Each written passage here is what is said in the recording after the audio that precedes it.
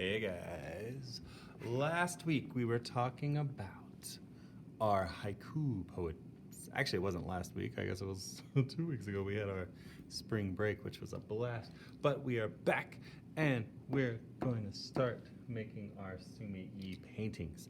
I'm super excited about it because this is one of, like I said, Mr. Galloway's favorite art styles. So we're going to think about what we want our painting to be. If you wanted to go with the poem you wrote, that would be the ideal thing because we're going to kind of moosh it all together. But if you wanted to kind of be a little different or be a different thing from nature, that's fine. Since one of the things I was talking about was bamboo, I thought I'd show kind of a cool way to do some little bamboo shading for our picture.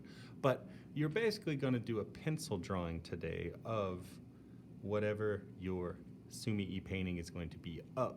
Next week, I'm going to show you how to ink it in and make it look amazing. But let's say I wanted to do a bamboo. Bamboo trees are basically a series of rectangles, but I want them to be a little more, it's almost like a trapezoid. They kind of go out a little. It's like a wonky rectangle.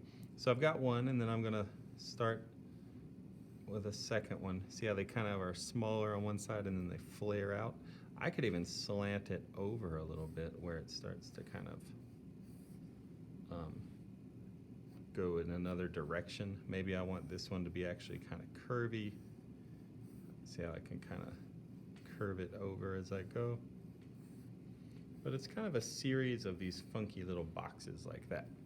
And then for the little stems where the leaves would grow, I'm going to draw a little shoot coming out. Maybe this one will go this way.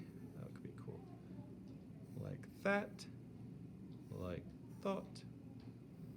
And then at the end of it, I can put some of my cool little leafy shapes.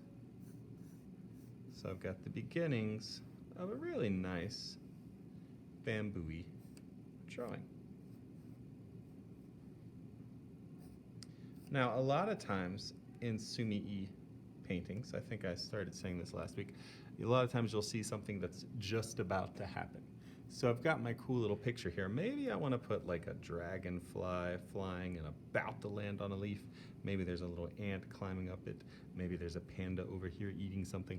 But I want just one more little touch to make my picture look even cooler. So I'm going to go with that dragonfly I said. I think that would be cool. So I'll draw 2 little dragonfly eyes. I'm like a little stimmy body. Maybe I'll flare out his little thing, his little abdomen. And I'm just kind of planning it out more than anything. Because when I